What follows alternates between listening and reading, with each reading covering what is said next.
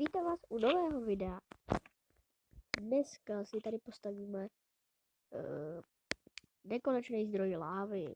Budete na to potřebovat bloky, nějaký bloky, dripstone, belík lávy a kaldron.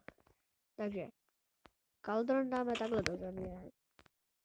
Pak tady postavíme jeden, takhle 3 bloky na sebe.